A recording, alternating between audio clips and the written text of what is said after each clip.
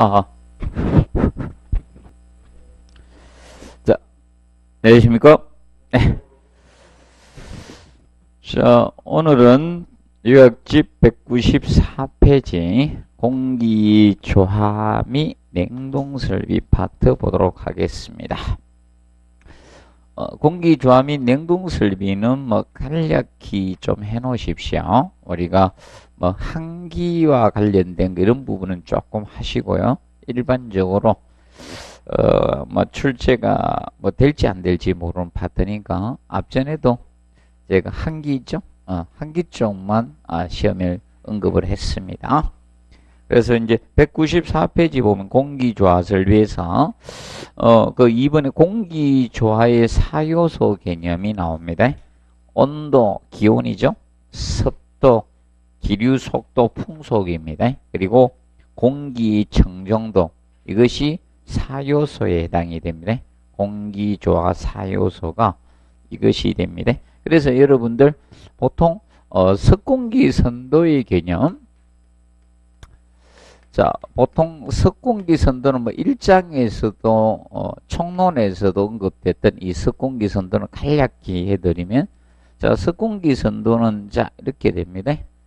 자, 보통 X축 이렇게 이제 보통 좌표하고 약간 틀립니다. 석공기 선도는 이렇게 두 개인데 여기 이제 건구 온도입니다. 자, 건구 온도를 해놨는데 이제 온도는 이쪽으로 갈수록 오른쪽으로 갈수록 높아집니다. 온도가 이쪽으로 갈수록 우측으로 갈수록 높아집니다. 높아지고 그 다음에 여기에 뭐 절대 습도를 여기에 해놨습니다. 절대 습도가 위로 갈수록 높아집니다. 위로 가면 높아집니다. 그리고 석공기선도 습기하고 공기 상태인데 이렇게 해서 이 상대 습도선을 여기에다 그려놨습니다. 이게 상대 습도선인데, 자, 여기가 100%입니다. 제일 위에가. 그 밑으로 갈수록 습도는 자꾸 낮아집니다. 제일 위에가 100%고 밑으로 오면 습도는 낮아지게 됩니다. 그리고 여기에 막 선이 엄청 꺼놨습니다. 정신없이 꺼놨습니다. 이렇게 막 쫙 해가지고 막 선이 뭐 대각선으로도 막 꺼놓고, 그러면 이제 여기에서는 이쪽으로는 이쪽이 이제 수치로 쓰는 여기 엔탈피 해놨습니다. 엔탈피. 그래서 이제 엔탈피는 위로 갈수록 커집니다. 이리 가면 작아지고 엔탈피가 작아지고 엔탈피는 이렇게 이제 해놓은 것이 석공기 선도인데, 그럼 석공기 선도에서 뭐 어떤 A지점이 있었다. 이 A점에서 공기 상태에서 우측으로 가면 그냥 우측으로 가면 온도를 올렸잖아요. 그렇죠? 온도를 올렸으니까 가열이 돼요. 가열. 그래서 우측으로 가면 가열입니다. 그럼 가열이 되면 A점에서 다른 점으로 B점으로 이동했다 가정하되 B로 이동했습니다. 가열하면 온도가 올라가죠. 온도가 올라가되 공기를 가열을 했습니다. 그러면 상대 습도는 변하지 않습니다. 말할 때 절대 습도는 변하지, 같은 라인이잖아요. 그래서 절대 습도는 변하지 않지만 지금 상대 습도 여기가 100%고 선이 계속 이리 오면 자꾸 낮아지는 거예요. 이 상대 습도선이 여기 쭉 있습니다. 그러면 여기에서 이제 이리 이동했으니까 상대 습도는 어떻게? 낮아지는 게. 상대 습도는 낮아지고요. 그리고 이 엔탈피죠. 엔탈피는 이 대각선을 이렇게 꺼놨어요. 이 대각선으로. 그러면 엔탈피는 어떻게? 높아집니다. 엔탈피는 높아집니다. 그래서 이제 기본적으로 알아두실 것이 우측으로 가면 가열이고 반대로 좌측으로 이렇게 이동하면 바로 뭐다? 냉각 개념이 됩니다. 냉각. 그럼 냉각을 하게 되면 어떻게 됩니까? 상대 습도는 지금 현재 어떻게 됩니까? 이 점에서 이렇게 이동해서니까 상대 습도는 높아집니다. 여기가 100%라니까요. 그러면 이렇게 옆으로 쭉 꺼가지고 밑으로 읽으면요, 이게 노점 온도예요. 이슬이 맺히기 시작하는 노점 온도입니다. 그래서 냉각하면 상대 습도는 높아지고요. 그럼 공기를 가열해 버리면 어떻게 된다? 습도는 낮아지는 거야. 그래서 여러분들이 난방을 하면 어떻게 됩니까? 건조해지는 겁니다. 난방을 하면 건조해지는 거예요. 가열을 하면 건조해지면 상대 습도가 낮아지니까 건조해지는 겁니다. 그런데 절대 습도가 변하는 건 아니에요. 그러면 절대 습도가 변하기 위해서는 어떻게 돼야 된다? 자, 이겁니다. 습도를 가습, 위로 가면 가습입니다. 습기를 가는 가습이고, 아래로 이동하면, 자, 바로 뭐다? 감습 개념이 되는 겁니다. 위로 가면 가습, 아래로 가면 뭐다? 감습 개념이 되는 게 감습. 감습. 그러면 보통 절대 습도가 변하기 위해서는 가습이나 뭐다? 감습을 해야지 절대 습도는 변화가 있는 거예요. 여기서 절대 습도는. 그래서 여러분들 이거지. 차에 혼자 타고 가면 어떻게 됩니까? 혼자 타고 갈 때 하고 5명이 꽉 차고 갈 때 습도가 달라지죠. 그건 절대 습도가 높아지는 겁니다. 왜? 수증기를 가습을 하기 때문에. 그래서 기본적으로 알아두시면 되겠습니다. 간단히 기준 알아두십시오. 그러면 이거죠. 같은 온도에서 가습만 하면요. 자, 절대 습도가 높아지잖아요. 근데 엔탈피도 2점에서 위로 올라가니까 엔탈피가 어떻게 됩니까? 증가되겠죠. 자, 엔탈피는 자, 뭐가 됩니까? 현열과 잡열이 합결합했죠. 그럼 습공기가 가지고 있는 엔탈피도 있기 때문에 자, 엔탈피는 증가가 되는 겁니다. 반대로 감습을 해버리면 어떻게 돼? 엔탈피는 줄어드는 거예요. 엔탈피는. 그래서 자, 감습을 하면 당연히 상대 습도도 어떻게 낮아지겠죠? 가습을 하면 상대 습도도 높아지면서 절대 습도도 높아집니다. 기본적으로 정리를 해 두시고요. 그 다음에 194페이지 보시면 공기 조화의 분류에서, 자, 부하의 종류에서 냉방부하 나옵니다. 자, 냉방부하에서 보시면, 자, 거기 현열하고 무슨 열 나옵니다? 참열이 나와요. 현열은 온도 변화에 출입하는 열을 무슨 열? 현열이라고 했고요. 그 다음에 참열은 상태 변화에 출입하는 열을 참열이라고 했습니다. 그러면 부하 중에 현열만 고려하는 요소도 있고 참열만 고려하는 요소도 있죠. 아니, 현열 플러스 참열. 그래서 현열과 참열을 동시에 고려하는 요소를 우리가 정리해 두시면 되겠습니다. 그러면 그 중에서 현열과 참열을 동시, 엔탈피를 다 고려하는 거지, 거기 틈새 바람부하가 나옵니다. 틈새 바람. 틈새 바람이 무엇이 되는가 하면 극간풍이 됩니다. 극간풍. 틈새 바람 극간풍은 현열과 참열을 동시 고려해야 됩니다. 그러면 틈새 바람에는 뭐가 있습니까? 수증기가 포함되어 있기 때문에 참열을 고려해 주셔야 됩니다. 그래서 상태 반응. 그러면 여러분들 이제 보통 전기가 참열을 방출하고 물로 되돌아올 수도 있고요. 물에서 전기로 되는데 참열이 필요합니다. 그래서 현열과 참열을 동시에 고려해 줘야 되고, 그 다음에 이제 거기 보시면 인체죠. 사람이 인체에서 발생하는 열량. 인체도 수증기를 내봅잖아요. 인체. 그리고 거기 열응기기가 나와요. 열응기기. 그러면 열응기기는 여러분들이 보시면, 자, 집에 밥솥이라든지 가스레인지에서 끓이게 되면 수증기가 나오죠. 맞죠? 그래서 열응기기도 현열과 참열을 동시 고려해 주시고, 그 다음에 네 번째 보시면 항기부하. 항기부하도 공기에 수증기가 포함되어 있습니다. 그래서 이 네 가지 요소는 현열과 참열을 동시에 고려하고 나머지는 현열만 고려해 주면 됩니다. 온도 변화에 주입하는 열만 냉방부하에 고려해 주시면 된다. 자, 그러면 자, 냉방부에는 자, 이겁니다. 거기 2번에 보는 일사이한 부하도 고려하고 틈새 바람도 고려하고 다 고려를 우리가 하게 됩니다. 그런데 주의할 점이 이겁니다. 그 밑에 보십시오. 난방부하 밑에 하단에 난방부하 계산시는 주의할 것이 거기 있죠. 밑에 체크. 유리창을 통한 일사취득이나 인체나 기기 발열인 신원 상승시킨 요인으로서 안전율로 고려하고 이것은 난방부하 계산시는 포함한다 안 한다? 안 합니다. 그래서 난방부하 계산시는 난방부하 계산을 할 때는 취등 열량은 고려를 하지 않겠다는 겁니다. 취등 열량은 고려되지 않는다는 점을 기억을 해 두시면 됩니다. 취등 열량은 고려하지 않습니다. 난방부하 계산시요. 그래서 예를 들어서 일사라든지 일사나 아니면 인체라든지 인체에서 열이 생기죠. 그리고 저런 것도 있습니다. 일반적으로 조명이라든지 이런 거 고려 안 한다는 게 이런 기기들 이런 것들은 난방부하에는 포함을 시키지 않습니다. 난방부하 개념은 기억을 해 두시기 바랍니다.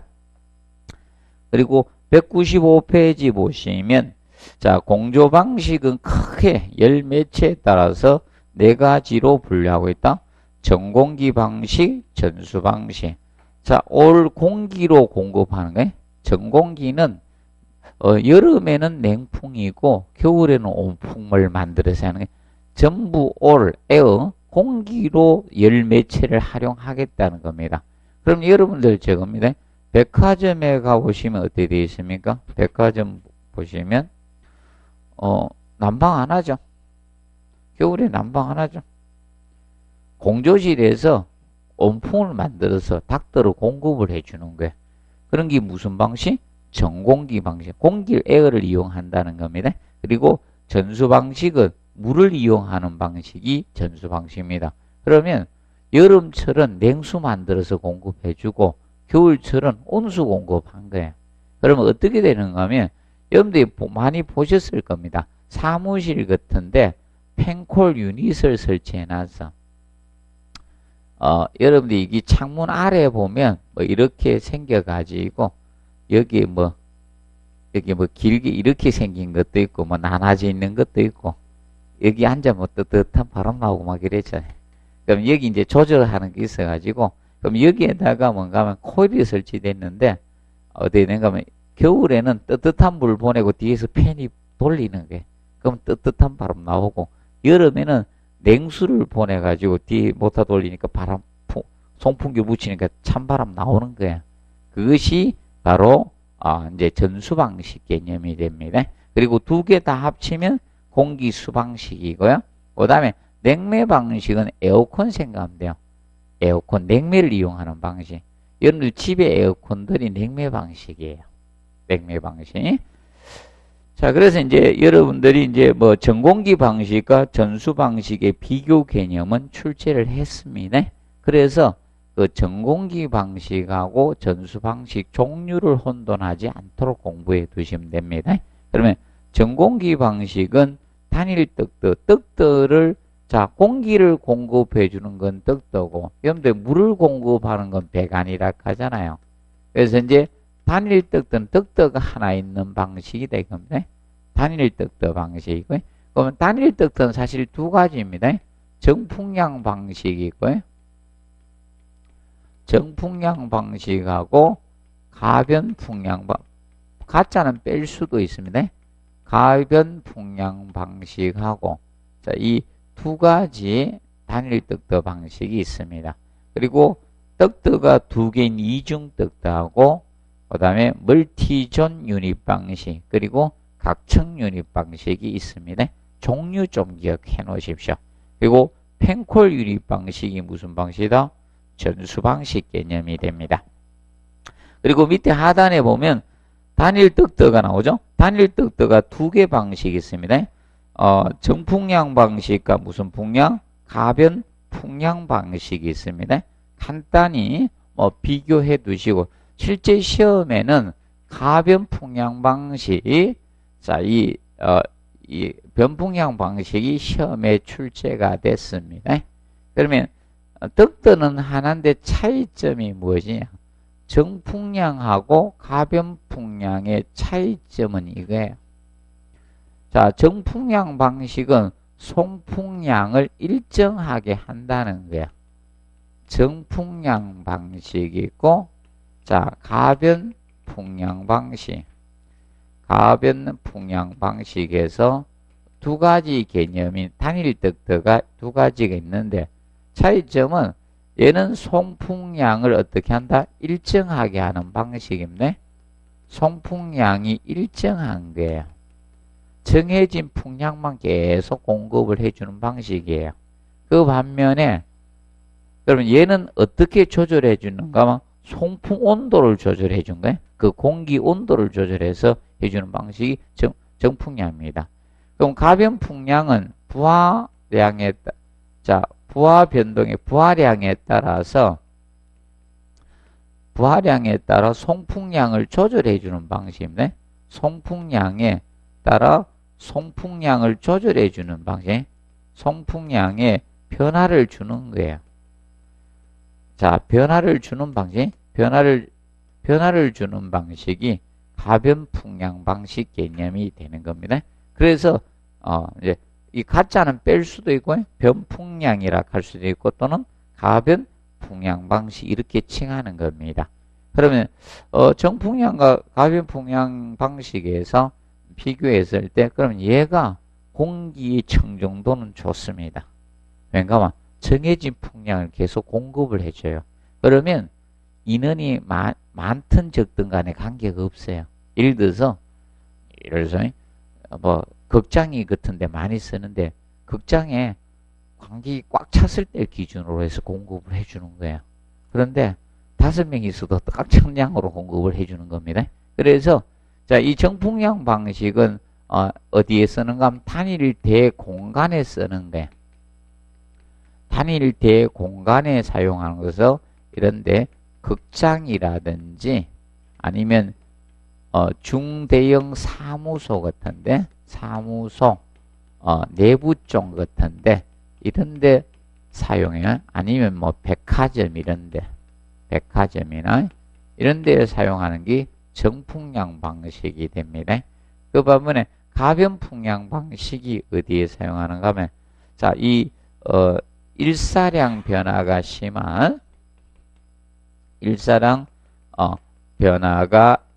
심한 이 사무소 건물 뭐 최근에 사무소 건물들이 뭘로 만들어지고 있습니까?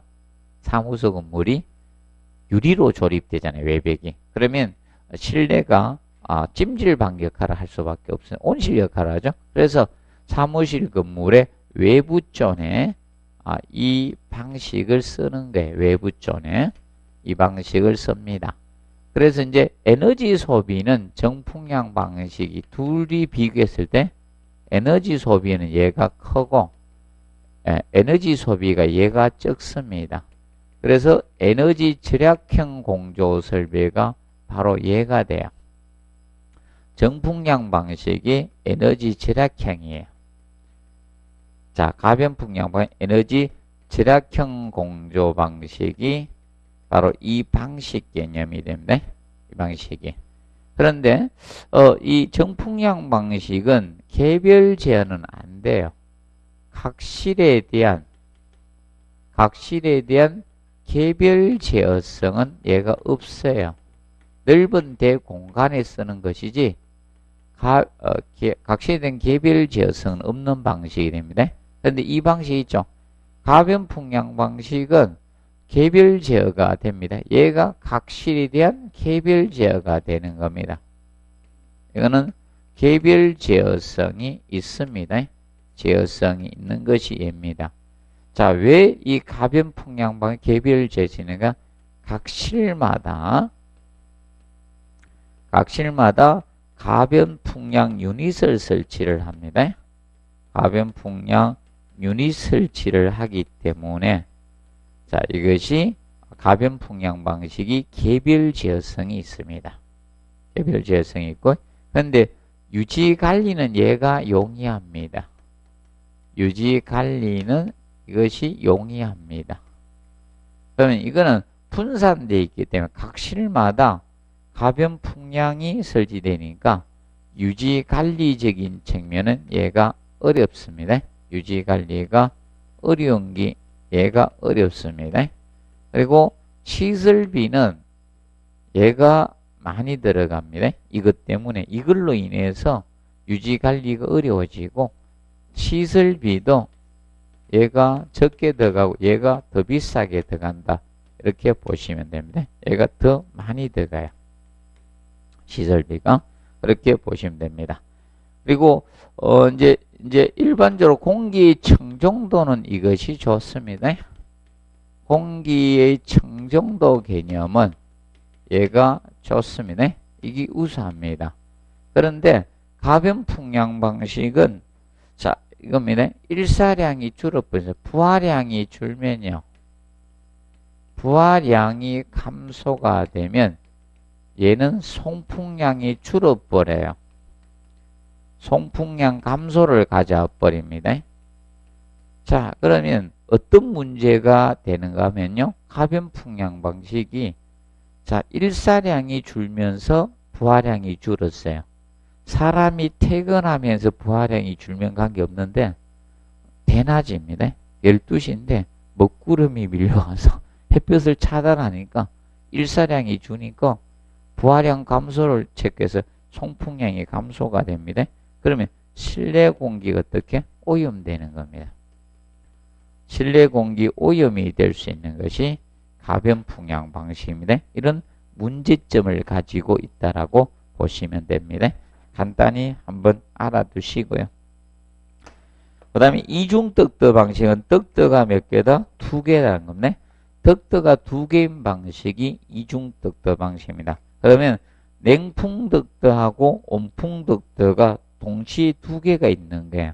그러면 보통 이겁니다. 각 실마다 냉온풍을 혼합한 혼합 상자를 설치해서 각 실마다 냉온풍을 혼합시켜서 온도를 맞춰주는 거예요. 그럼 예를 들어서 여러분들이 내가 오늘 뭐입니다. 여름인데도 여름에 밖에 온도 30도인데도 나는 난방을 해야 되겠다 싶으면 난방을 할 수 있는 거예요. 그러면 이중떡떠 방식은 뭐 겨울철에 여기 추운데 난방을 해야 되는데 성격 이상해서 냉방을 한번 해보고 싶다. 냉방이 되는 거예요. 이중떡떠는. 그래서 냉온풍을 혼합해서 실내 온도를 조절해 주는 게 무슨 방식?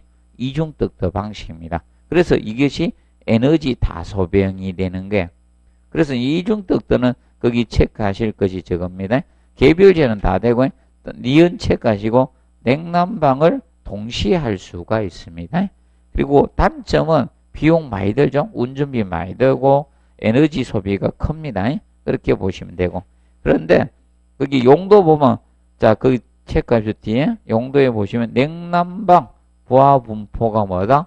복잡한 건물 체크하세요. 냉난방 부하 분포가 복잡한 건축물에 바로 이중떡떠 방식을 씁니다. 이중떡떠를 사용합니다. 그리고 저거 봅니다. 197페이지 보면 펜콜 유닛 방식이 나옵니다. 얘가 전수 방식입니다. 전수 방식. 물을 공급해서 해주는 전수 방식에 해당이 됩니다. 그래서 이 전수 방식은 우리가 알아두실 것이 이거 됩니다. 전수 방식은 기본적으로 이제 소형 공조기를 이제 각 실에다 설치한 거야. 각 실에 창문 아래에다 설치한 겁니다. 창문 아래에다가 이제 설치를 해가지고 이렇게 중앙기계실에서 공급을 해주는 거예요. 중앙기계실 쪽에서 이제 배관으로 물을 공급을 해주는 거예요. 배관으로 뭐 여름철은 냉수 공급해주고 겨울은 온수 공급을 해주고 그래서 여기에 소형 공조기 뭐가 있다? 팬이 있는 거예요. 소형 팬하고 그 다음에 코일이 있는 거예요. 코일이 있고 여기 이제 모터 전동기도 있는 거예요. 모터 이런 걸 갖춘 유닛 유닛. 그래서 펜, 코일 유닛이라고 하는 거예요. 펜하고 코일을 갖춘 유닛을 갖춘 소형 공조기를 각실의 창문 아래에다 설치하는 거야. 그러면 여름철에는 냉수 보내가지고 이제 모터 돌리는 거예요. 모터 돌려가지고 팬을 돌리는 겁니다. 그래서 이제 무엇입니까? 바람을 익히는 겁니다. 팬 가지고. 그래서 이제 이 펜콜 유닛 방식은 이겁니다. 그렇다 보니까 소형 그래서 이제 그 체크하실 거 개별 제어가 가능한 거죠. 장점에 개별 제어가 가능한 겁니다. 가능하고 그러면 거기 보시면 단점에 보시면 이제 저걸 체크해 주시면 됩니다. 그래서 니은에 보면 다수 유닛 분산 설치되므로 유지 관리는 어떻게? 곤란하다 어렵다는 겁니다. 그리고 소량의 송풍이죠. 송풍기가 작아요. 팬이 작아요. 팬이 작기 때문에 능기적으로 고성능 필터 사용을 할 수가 없다는 겁니다. 시기 여러분들 저가 같죠? 우리도 저거 있잖아요. 기관지 이런 심장 허파 이런 좀 약하신 분들, 기관지 쪽으로 약하신 분들이 저 마스크 좋은 거 끼면 안 되게 천식 환자들이 굉장히 힘든 사람들 있죠. 숨쉬기도 힘든 사람 앞에 방독면이나 요새 마스크 좋은 마스크 끼라 하면 돼, 안 돼요? 안 되죠. 도로 그 사람들이 나쁠 수도 있다 하죠. 자, 그래서 봐두고 그 다음에 그거 기억을 해 놓으시고 그 다음에 이제 거기 이제 얘가 자 이제 그러면 명심해 두십시오. 얘는 개별 제어는 된다 안 된다? 개별 제어. 개별 제어 됩니까 안 됩니까? 자, 이거는 각실의 창문 아래에다 설치했다 했죠? 개별 제어 되잖아요. 각실이 된 개별 제어가 되는 겁니다. 그런데 이제 문제가 얘는 무슨 방식이기 때문에 전수 방식이라는 거예요. 물을 공급을 해주는 거예요. 물을 공급을 해주니까 외기 냉방은 안 되는 거예요. 외기 냉방은 못해요. 자, 외기 냉방은 이것을 외기 냉방이라 해요. 차가운 외기를 끌어들여서 냉방에 활용하는 거예요. 그러면 지금 현재 우리가 사실 이겁니다. 봄이나 가을이나 겨울에도 뭐가 생길 수 있다? 냉방부하 요인이 생길 수 있잖아요. 추운데도 불구하고 밖은 추운데도 안에는 냉방부하가 생길 수 있다는 겁니다. 맞죠? 아닙니까? 생기는 경우 많죠? 그래서 여러분 그럴 경우에 냉동기를 돌리면 에너지 손실이잖아. 밖에는 봄이나 가을, 우리 겨울에는 밖에 외기는 차갑잖아. 그 외기를 끌어들여서 냉방에 활용하는 거예요. 이것을 외기 냉방이라고 해요. 그럼 얘는 물을 공급해 줬으니까 외기 냉방 할 수 있다 없다? 없다. 그리고 이거는 신선한 공기를 공급해 주는 게 아니라 물만 공급해서 여기만 돌리고 있는 거예요. 그렇기 때문에 실내 공기가 어떻게? 오염이 심합니다. 그래서 얘는 실내 공기 오염이 심합니다. 실내 공기 오염이 큽니다. 그래서 별도의 환기를 해줘야 돼. 이것 때문에 별도의 우리가 환기가 필요합니다. 환기가 필요해요. 그래서 여러분들이 보통 무엇인가 하면 창문이 달려 있는 거야. 문을 열어서 환기를 스스로 해야 돼요. 그렇게 보시면 됩니다. 자, 보시고 그 다음에 이제 그 밑에 그림 197페이지 그림상 보시면 자, 먼저 외기가 들어온 공조기 이제 구성에 대해서 해놨습니다. 공기조화기 기본 구성에서 제일 먼저 에어필터 공기여각이죠. 공기여각이. 에어필터가 공기여각입니다. 에어필터 공기여각입니다. 그래서 여각기를 먼저 통하고 그 다음에 무슨 코일? 냉각 코일이 먼저입니다. 냉각기를 먼저 거치고 그 다음에 가열 코일, 가열기를 거칩니다. 그리고 가습기에서 습도 조절을 해줘서 송풍기를 통해서 공급된다. 이 정도만 알아두십시오. 전체 다 그려줬었는데 다 그릴 필요도 없어요. 요새 안 다루고 있기 때문에. 그리고 넘겨서 페이지 198페이지 냉동설비 개념이 나옵니다. 냉동설비. 자, 냉동설비는 압축식 냉동기하고 무슨 냉동기? 흡수식 냉동기가 있습니다. 여러분들 쉽게 적읍니다. 아파트의 냉장고나 에어컨은 압축식 냉동기예요.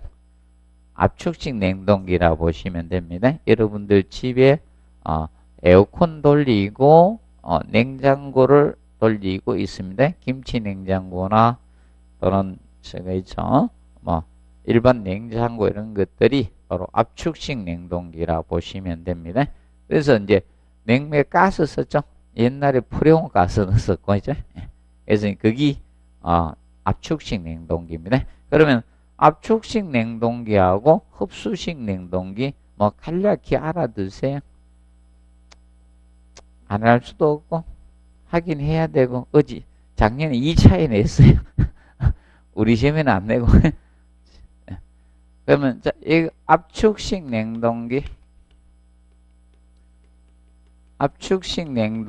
있고 흡수식 냉동기가 있습니다. 흡수식 냉동기. 자, 압축식 냉동기는 이제 얘는 냉매 흡수식 냉동기 냉매가 저겁니다. 냉매가 얘는 물이에요. 얘는 냉매가 가스고 냉매가 R 시리즈로 나거든요. R2 뭐 R134A 이런 거. 그리고 얘는 냉매가 물이고요. 예. 그래서 이제 흡수액을 써서 씁니다. 얘는 흡수액이 있습니다. 뭐 치아 리튬 또는 브로마 리튬이라고 합니다. 치아 리튬, 리튬 계열을 씁니다.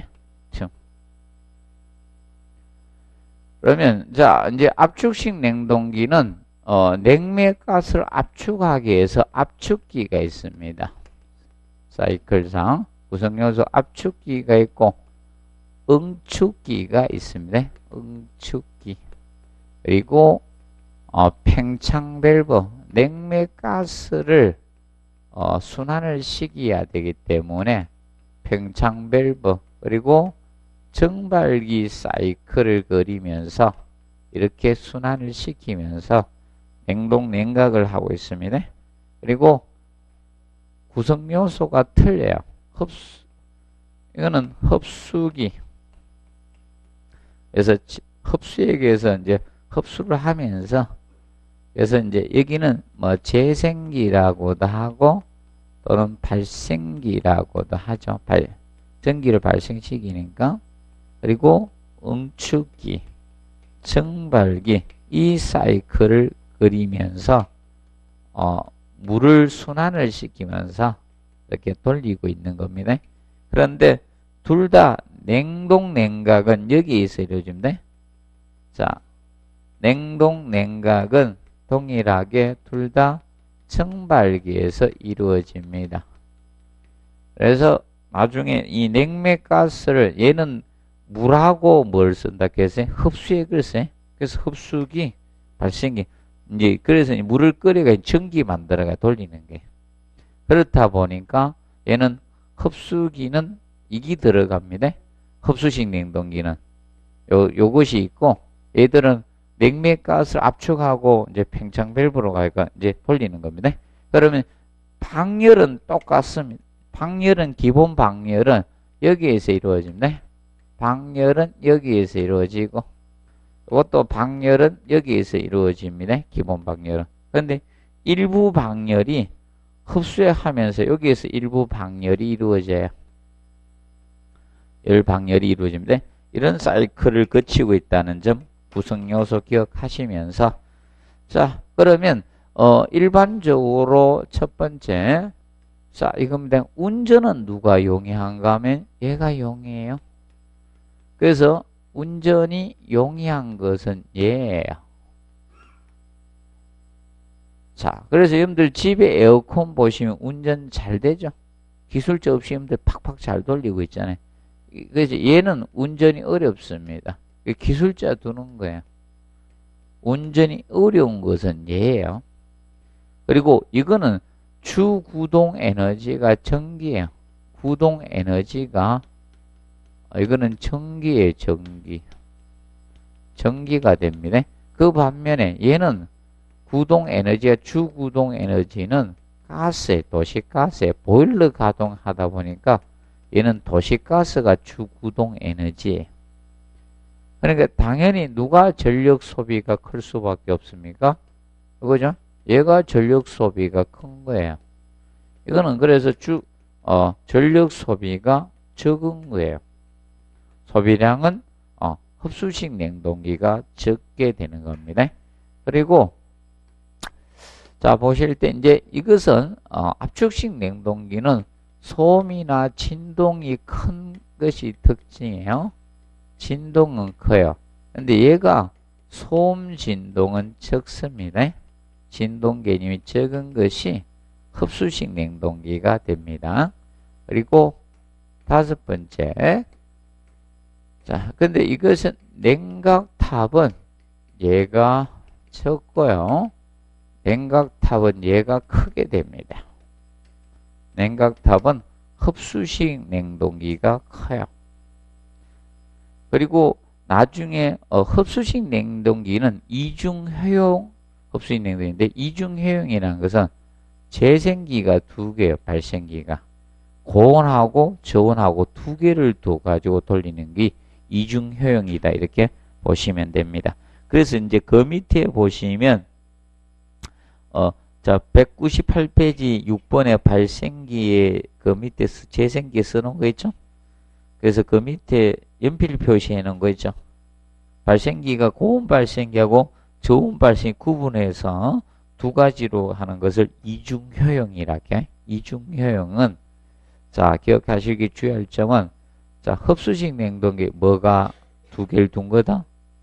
발생기, 재생기를 두 개 둔 것이 이중효용이에요. 혼돈하지 않도록 조금 공부해 두십시오.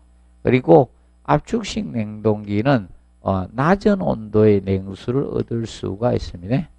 낮은 온도의 냉수를 얻을 수가 있어요. 그런데 얘는 냉매가 물이다 보니까 낮은 온도의 냉수는 얻을 수가 없습니다. 이건 못 얻어요.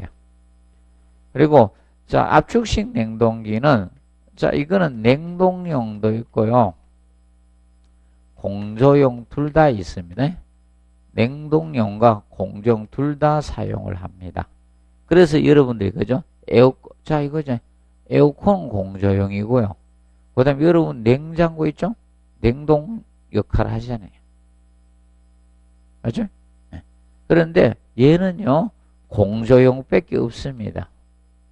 이거는 공조용이야. 냉동용은 없고요. 흡수식 냉동기는 냉동용은 없습니다. 흡수식 냉동기는. 냉매가 물이다 보니까 얘는 공조용으로 사용합니다.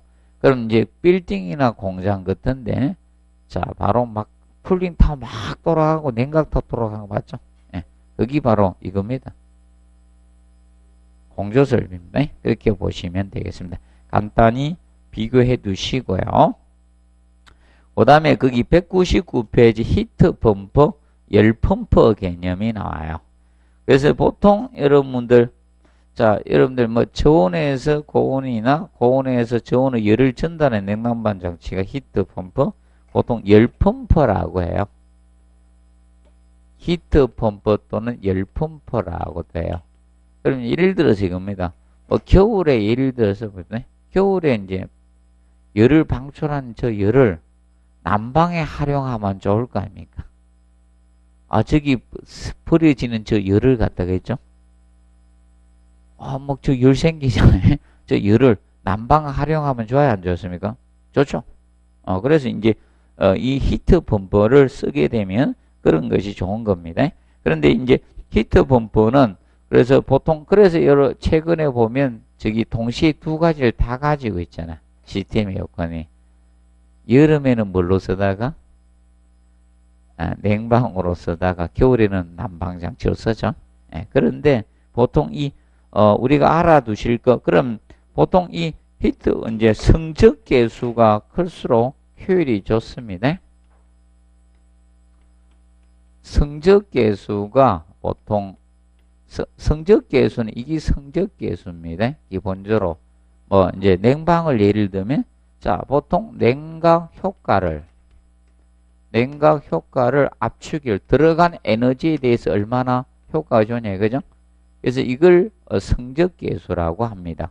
그러면 성적계수가 클수록 효율이 좋다는 겁니다. 여러분들도 이거죠. 공부 일수에 대해서 있죠. 학습 효과가 점수로 많이 나타나요. 계수가 커야지 효율이 좋은 거죠. 근데 지금 효율이 많이 떨어져 있죠. 왜? 공부를 안 하다가 공부를 하시가요? 녹 다 쓴 다음에 이제 뇌세포 팍팍 죽어가는 과정에서 깜빡깜빡 하잖아, 맞지? 저도 어제 막 하도 바빠가서 깜빡하고 보낼까 안 보내가 이거 아침에 있으면 적게만 뇌세포가 많이 죽었습니다. 그래서 이 성적계수, 그러면 성적계수가 클수록 효율이 좋은 겁니다. 성적계수가 클수록. 그러면 보통 냉방시보다 난방시죠. 예, 난방시가 성적계수는 높아집네. 예. 성적계수가 커진다라고 보시면 되죠. 난방시가. 냉방시보다는 난방시가 이제 성적계수가 커진다라고 보시면 되겠습니다. 자, 그리고 넘겨서 200페이지 보면 한기설비는, 자, 작년에는 법령에 들어가서 언급을 했었습니다. 이 한기설비를 법령에 들어가서 계산 문제 안 내고, 우리 시험은 법령으로 내고 2차 시험에서 계산 문제를 냈습니다. 그래서 이제 이 한기설비는 우리가 알아두실 것이, 여러분들 저 밑에 필요한기량 있죠? 계산한 거 기억하십시오. 필요한기량. 자, 그 한기횟수는 이겁니다. 필요한기량 관련돼서 한기횟수는 이게 한기횟수입니다.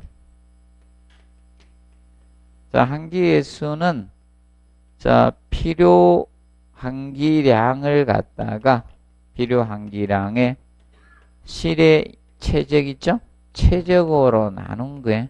이것이 한기횟수고. 여러분, 필요한기량은 어떻게 구하느냐? 자, 필요한기량은 그럼 반대로 어떻게 하면 실의 최적에다가 뭐 하면 된다? 한기 횟수를 곱하면 되는 거죠. 한기 횟수를 곱하면 된대. 그럼 이때 한기 횟수는 신축 공동주택에 대해서 신축 공동주택 등은 보통 한기 횟수가 몇 회가 돼야 된다? 시간당 0.5회예요. 시간당 0.5회입니다. 이걸 곱하시면 되는 거예요. 0.5를 곱하면 되는 거예요. 그러면 최적에다가 0.5 곱하면 필요 한기량 개념. 이거는 계산하셔야 돼. 이 식이 어렵다고 계산 안 하면요. 계산할 문제가 어디 있어요? 맞죠? 회계원리를 어떻게 계산해? 이걸 계산 못하면. 0.5만 곱하면 되는데. 이것도 계산 문제라고요. 계산하시는 분들이 많아요. 수험생들 중에 계산 안 한 분들이 계산 문제네? 그냥 안 보고 그냥 통과하는 분들이 많습니다. 간단해요. 0.5만 곱하시면 돼. 자, 그리고 우리가 기억하실 거 이겁니다. 그리고 필요한기량은 저렇게 구하는 방법이 있고, 필요한기량은 이렇게 구하는 방법이 있습니다. 필요한기량은. 자, 이제 이겁니다. 실내 CO2 발생량을 갖다가 실내 CO2 발생량을 자, CO2 농도 차이로 나눠줘도 됩니다. 농도 차이. 그래서 보통 CO2 허용 농도, 탄산가스 CO2 허용 농도가 크거든요. 농도에다가 마이너스 CO2 외기 CO2 농도를 빼주시면 돼요. 외기 CO2 농도 차이. 그러면 식의 CO2 농도 차이에다가 이걸로 나눠서 구해 주시면 되는데 이거는 조금 어렵습니다. 식은 쉬운 것 같은데 실제는 어렵습니다. ppm을 수치화 시켜야 되니까. 탄산 CO2 발생량도 입방매도로 만들어야 돼요. 최적으로. 이게 단위 한산이 필요한 게 단위 한산. 그러면 CO2 농도를 ppm으로 주어질 수도 있는 거고 퍼센트로 주어질 수도 있고요. 이럽니다. 그래서 그걸 수치화시켜서 한산하시면 됩니다. 그런데 2차에서 시험 문제를 출제를 했었습니다. 계산 문제를. 해가지고 그래서 우리 시험에도 뭐 정리는 하셔야 됩니다. 그리고 201페이지 보면 수송설비. 자, 수송설비는 우리가 알아두실 것이 먼저 그 엘리베이터는 직류 엘리베이터, 교류 엘리베이터 나오죠. 이걸 뭐 다 냈어요. 개념만 알아두십시오. 그래서 거기 보면 속도 조정 관련된 것만 기억하시면 돼. 이거 가지고 언급할게요. 또 여기서 언급했지만 이게 11회 때 기출을 했습니다. 그래서 이제 교류 엘리베이터가 속도를 임의로 선택할 수 없고 속도 제어가 불가능합니다. 그런데 자, 이 직류 엘리베이터는 속도를 임의적 선택할 속도 제어를 할 수가 있습니다. 부하 변동의 속도 조절을 할 수 있는 것이 바로 이 직류 엘리베이터입니다. 직류 엘리베이터가 조정이 가능하다 이게. 그 측면을 기억하시고 그다음에 그 밑에 유압식 엘리베이터 나오죠. 유압식 엘리베이터는 보통 우리 일반적으로 쓰는 것이 뭐다? 로퍼식 엘리베이터예요. 여러분들이 쓰고 있는 성형 이 로퍼식 엘리베이터하고 자, 이 유압식 엘리베이터 차이점 간략히 해주시면 자, 여러분들이 성용 성강기가 이거예요. 로퍼식 엘리베이터예요. 성용 성강기고요. 그 다음에 여러분들이 자, 유압식 엘리베이터가 바로 뭐다? 차량. 여러분들 저기에서 보셨을 겁니다. 그래서 이제 이거는 차량 엘리베이터입니다. 차량 성강기. 그래서 이제 지하층에 움직이잖아요. 그래서 이제 이거 아니고 기계식 타워 말고요. 여러분들 보면 어떻게 됩니까? 차를 자기가 몰고 들어가잖아요. 차량에 몰고 들어가서 지하 1층, 2층, 3층 정도 운행하는데 눌러가지고 내려가서 뒤로 후진해가지고 주차하는 거 있죠. 한 번도 안 들어갔으니까. 여기 이제 유압식 엘리베이터인데, 그러면 로퍼식 엘리베이터는요,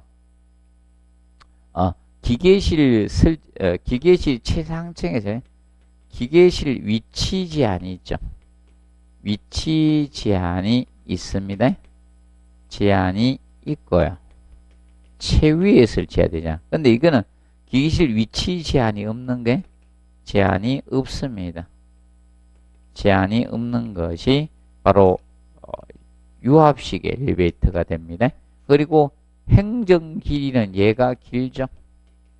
행정 길이가 깁니다. 그래서 운행 길이가 길잖아요. 지하층에서 저 막 30층, 막 50층 막 이렇게 막 올라가잖아요.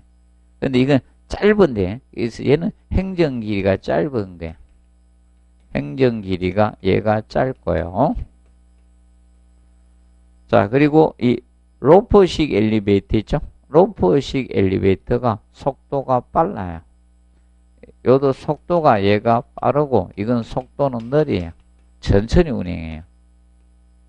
그리고 기본적으로 이제 로퍼식 엘리베이터는 뭐가 있다? 카운터레이트 균형추가 있어요. 이거는 균형추가 있는데 이거는 균형추가 없어요. 카운터레이트가 없습니다. 그러면 누가 전동기 출력이 커야 된다? 전동기 출력은 누가 더 커야 될까요?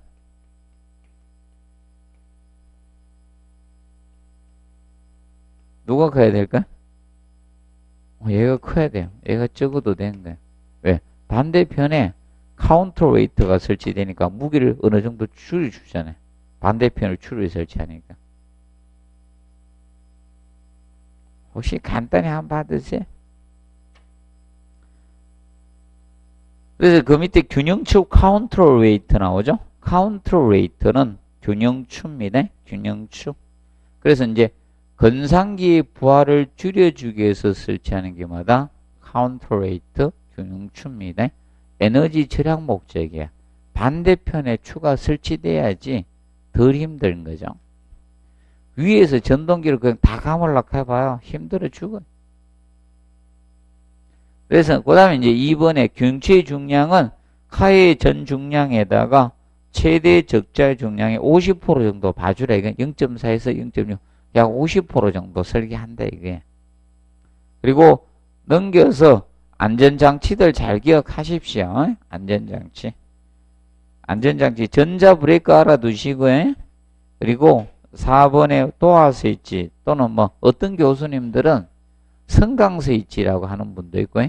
도화 스위치를 성강 스위치라고 하고. 그래서 도화 스위치 전자 브레이크 정확히 기억하시고 문이 완전히 닫히지 않을 때 자 이거죠. 성강장 문의 성강 완전히 운전 불능이 되게 하는 게 뭐다? 도화 스위치입니다. 그래서 4번에 도화 스위치와 같이 작동되는 게 뭐라겠습니까? 12번이라겠죠? 도화 인터록 장치. 뭐 도화 인터록 스위치라고도 하는데 도화 인터록 장치. 얘가 기계적 안전장치라겠죠. 도화 14번은 동시에 작동돼서 밖에서 문이 열리지 않도록 하는 것이 뭐다? 도화 인터록 장치가 됩니다. 기억을 해 놓으시고요. 그 다음에 여기 보시면 중요한 것도 7번, 8번 기억해 놓으시고 슬롯 다운 스위치가 뭐라겠습니까? 스토핑 스위치죠. 최종 계층 종단 스위치죠.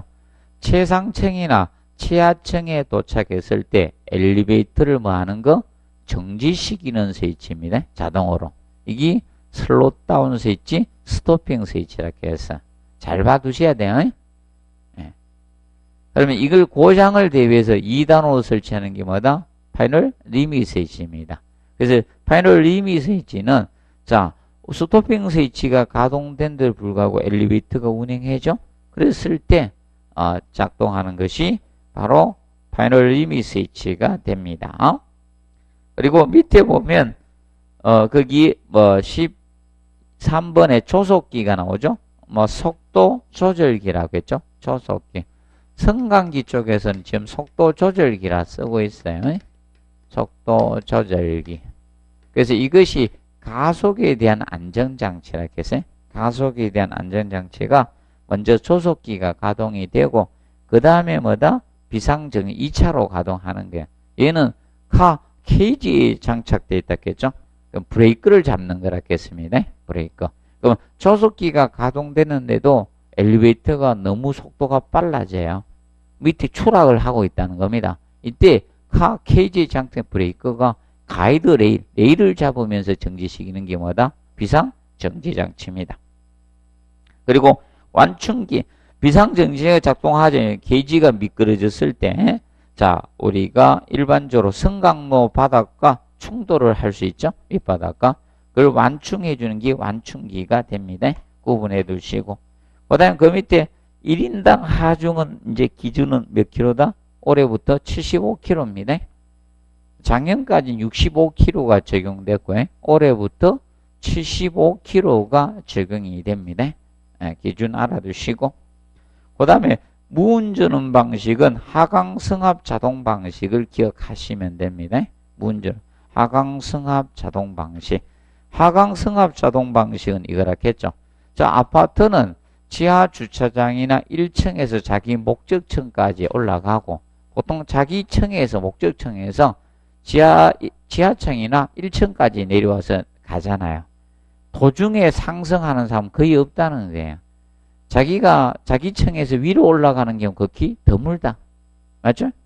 그렇기 때문에 자, 이거는 상승 시는 내가 20층에 살고 있다. 우리 건물이 40층이었다 이겁니다. 그러면 내가 20층에 살고 내려가려고 눌러놓으면요. 상승 시 엘리베이터에 타신 분이 40층 꼭대기까지 올라간다. 그러면 올라갈 때 안 서주죠. 지나갔다가 내려올 때 하강시 호출에 응답해 주는 방식이 하강 승합 자동 방식이 됩니다. 아파트가 이걸 쓰니까 이 기준을 알아두시면 됩니다. 그리고 승강기에서는 우리가 공부해 두실 것이 자 이겁니다. 페이지 204페이지 보면 5번에 비상용 승강기 승강장 구조 나오죠. 여기에서 시험을 출제를 했었습니다. 네, 2번 내세요. 2번. 자 그러면 먼저 1번에 승강장의 창문이나 출입구 기타 개굴 제한 부분은 당해 건축물의 다른 부분과 무슨 구조 체크? 내하 구조입니다. 내하 구조의 바닥이나 벽으로 구획을 해야 돼요. 꼭 기억하십시오. 무슨 구조? 내하 구조. 내하 구조로 구획이 돼 있다. 그래서 그래서 이제 개구부 제하고는 다 내하 구조로 돼 있다는 겁니다. 그래, 그걸 개념 알아두시고, 그래서 이제 거기 2번에 있죠? 이때 그 출입구 나오죠, 뒤에. 체크하시면 뭐다? 갑종 방화문 설치를 해야 되는 거예요. 자, 그래서 봅니다. 여러분들 고층 아파트는 승강기 홀이 여기에요. 승강기 홀. 여러분들 승강기에서 내려가지고 자기 세대에 들어가잖아요. 그러면 승강장의 문도 철제로 돼 있고, 방화문도 철제로 돼 있고, 그 계단실에 설치된 방화문도 어떻게? 철제로 있죠. 다 갑종입니다. 다 갑종 방향으로 설계를 해놓은 거예요. 을종 나오면 안 됩니다. 무슨 종? 갑종. 그래서 2번은 갑종 방화문을 알아두시면 돼요. 근데 다만 피난층에는 갑종 방화문을 설치하지 아니할 수 있는 거예요. 왜냐? 피난층 밖에 나가시면 되죠. 맞죠? 자, 그리고 그 다음에 4번에 보시면 4번이 이제 출제된 거죠. 20회 때 출제됐던 겁니다. 벽 반찬 이때 마감 재료는 무슨 재료? 불연 재료. 자, 불연 재료하고 난연 재료는 틀리다겠죠. 불연 재료는 불에 타지 않는 재료가 불연 재료고 불에 잘 타지 않는 재료는 난연 재료예요. 그래서 난연 재료 쓰면 안 되는 거예요. 무슨 재료? 불연 재료를 써주셔야 됩니다. 자, 그리고 6번에 보시면 한 대면 6제곱미터 이상으로 하면 돼. 6제곱미터 딱 체크해 놓으면 돼. 자, 그래서 여러분들 승강기 홀이 거기 6제곱미터입니다. 안 커요. 2평 안 되는 겁니다. 그리고 이제 7번 체크해 놓으시고, 그래서 피난층 승강장의 출입구로부터 일정한 도로나 공지까지 일정 거리가 돼 주셔야 됩니다. 그래서 이러는 거리는 몇 메다? 30m 체크해 놓으세요. 30m 이하가 되도록 해야 돼. 30m. 자, 그리고 비상용 승강의 승강로 구조 있죠. 승강로도 다른 건축물의 부분과 내하 구조로 구획을 해 주시면 됩니다. 그리고 2번 각 층으로부터 피난처에 이르는 승강로의 단일 구조로 연결해 체크하세요. 단일 구조. 아이, 구조가 여러 개가 있으면 정신없으면 또 엉뚱한 데로 가요. 그래서 단일 구조로 해야 돼. 그리고 피난용 승강기 설치 있죠. 거의 비슷합니다. 피난용 승강기. 자, 왜 그런가 하면 이분들이 자, 법령을 이제 찾아 들어갔을 때 이제 다른 걸 찾아 들어갈 걸 대비해서 밑에 해놨어요. 피난용 승강기 설치 있죠. 그리고 승강장 바닥 면적 똑같아요. 하나 이상, 한 대당 얼마 이상? 6제곱미터 이상이 돼 주시면 되고, 그 다음에 이제 거기 2번에 보면 승강로는 뭐다? 단일 구조로 연결해 주시면 됩니다. 그 다음에 우측에 봅니다. 다 동일해요. 205페이지 봐요. 자, 출입구 제외하고는 뭐다? 내하 구조의 바닥이나 벽으로 구획하라. 맞죠? 그리고 니은에 보시면 그때 출입구는 무슨 방화문? 갑종 방화문이고, 그리고 이제 뒤에 체크 이 방은 언제나 무슨 상태? 닫힌 상태 유지해야 돼. 닫힌 상태. 그래서 여러분들 저거 해놓으면 안 되겠죠? 그래서 이제 뭐 설치하는 행위하면 안 돼요? 도어 홀더 설치하는 행위하면 돼, 안 돼? 아이, 또 열어놓을 사람도 없지, 맞죠? 아, 열어놓는 분이 있어요, 없어요? 아파트 현관문 중에는 안 열어놓잖아요? 또 모기 들어와서 안 열어놓잖아요? 자, 그거 보시고, 그 다음에, 뭐, 거의 비슷합니다. 봐두시고, 그 다음에 이제, 거기 이제 7번 체크하십시오. 피난용 성강기의 기계실 구조 있죠? 똑같아요. 기역의 출입구 제하고는 무슨 구조? 내하 구조입니다. 그에 개준되고, 출입구는 무슨 방화문? 갑종 방화문 써주시면 됩니다. 그리고 이제 피난용 성강기 전용 예비전은 요걸 공부해놔, 얘는. 자, 하기 싫다. 피난용 성강기를 하기 싫다. 그러면, 자, 니은만 공부하십시오, 니은. 초고층 건물의 경우는 예비전이 몇 시간? 2시간이에요. 꼭 체크하세요. 2시간, 예비전은. 준초고층. 그러면 초고층 건물은 몇 층 이상이라고 초고층이라 할게요? 50층. 높이는 200m입니다. 높이는 200m 이상이고 50층 이상. 그러면 준초고층 건물 있죠? 그럼 몇 층에서? 30층에서 몇 층까지? 49층까지. 이걸 준초고층이라 할게요. 고층을 30층 이상을 고층이라 하는데 고층을 나누면 초고층하고 준초고층 건물로 나누고 있다는 게. 그리고 나중에 이제 더 높아지면 하나가 더 나올 거예요. 초고층이니까 있죠? 법은 어떻게 될까요? 초고층 건물 50층 이상이잖아요. 그러면 뭐 75층이든 뭐 80층이든 몇 층 잡아가야 하겠죠? 30층, 50층, 70층 할란가? 100층 할란가? 그러면 나중에 앞에 뭐 붙이는가 하면 초자 하나 더 붙일 거예요. 초초고층 이렇게. 아마 그래 가능성이 높아요. 아니면 마철루라고 아마 쓸 수도 있어요. 그렇게는 안 쓸 것 같고. 그래서 일단 나중에 아직 없어요. 이건 없어요. 법이 없고 일단은. 그래서 그 예비 시간 기억하세요? 2시간 몇 시간? 1시간. 그거 좀 정리해 놓으시고, 그 다음에 206페이지 홈 네트워크 설비부터는 휴식하고 하도록 하겠습니다. 잠시 휴식.